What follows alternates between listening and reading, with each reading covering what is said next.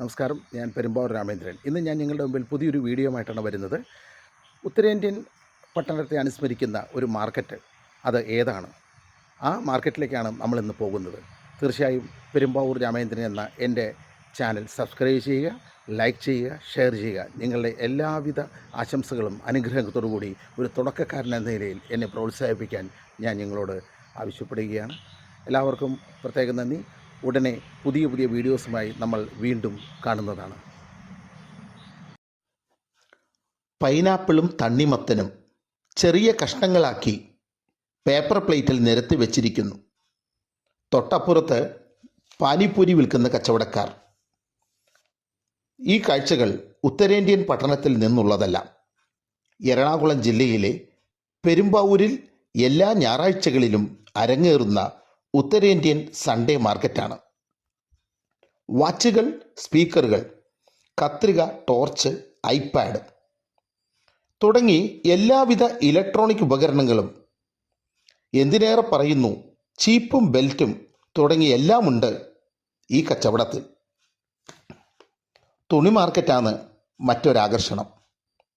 ഗാന്ധി ബസാറിൻ്റെ അകത്തേക്ക് പോയാൽ കാണാം, കോട്ടയം അയ്യപ്പാസിൻ്റെ പരസ്യത്തിൽ പറയുന്ന പോലെ അകത്തോട്ട് വന്നാൽ വിശാലമായ കടകൾ. അവിടെ തൊട്ടപ്പുറത്ത് ജിലേബി കച്ചവടം തകൃതിയായി നടക്കുന്നു. കുറച്ചുപേർ ജിലേബി വാങ്ങിച്ച് കഴിക്കുന്നു. തുണിക്കച്ചവടത്തിൽ റെഡിമെയ്ഡ് ഷർട്ടുകളും പാൻസുകളുമാണ് മുഖ്യം. അതെല്ലാം ഓരോരുത്തർ വന്നു നോക്കി, ഇട്ട് നോക്കി, പാകമാകുന്നത് നോക്കി വാങ്ങുന്നു.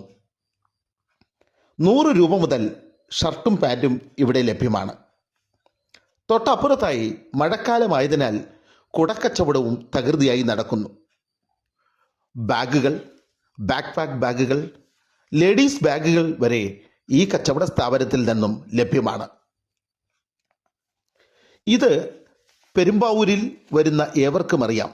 എല്ലാ ഞായറാഴ്ചകളിലും പെരുമ്പാവൂർ PP റോഡിലെ ഷോപ്പിംഗ് കോംപ്ലക്സുകളുടെ അകത്തും റോഡരികളിലും നടക്കുന്ന കച്ചവടമാണ്. പെരുമ്പാവൂർ PP റോഡിൽ വേറൊരു ആകർഷണം കൂടിയുണ്ട്. നമ്മുടെ ഷർട്ടും പാൻറ്റും എല്ലാം റിപ്പയർ ചെയ്യുവാൻ വേണ്ടി ഓരോ കടകളുടെ മുന്നിലും തയ്യൽ മെഷീൻ വെച്ചുകൊണ്ട് ഓരോ ആളുകൾ ഓരോ കുടക്കീഴിലും ഇരിക്കുന്നുണ്ട്.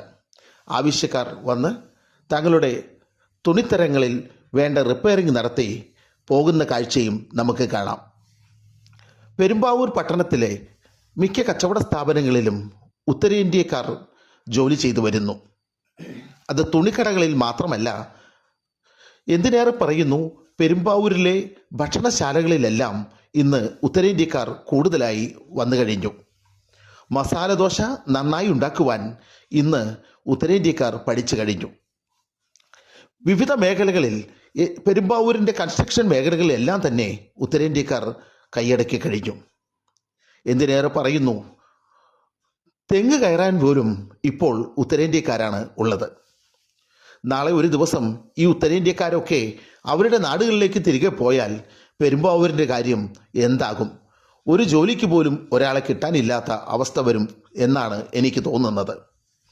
ഇതിന്ന് പെരുമ്പാവൂർ മാത്രമല്ല, കേരളത്തിലെ മിക്ക സ്ഥലങ്ങളിലും കണ്ടുവരുന്ന ഒരു കാഴ്ചയാണ്. തൊഴിൽ മേഖലകളിൽ എല്ലാം അന്യസംസ്ഥാനക്കാർ ആയിക്കഴിഞ്ഞു. ഉത്തരേന്ത്യക്കാരുടെ ഈ ഒരു കാഴ്ചകൾ, നല്ലതും ചീത്തയുമെല്ലാം വിവിധ വീഡിയോകളിലൂടെയും മറ്റും നിങ്ങൾ കണ്ടു കഴിഞ്ഞു. ഞാൻ അതിൻ്റെ വശങ്ങളിലേക്ക് കിടക്കുന്നില്ല.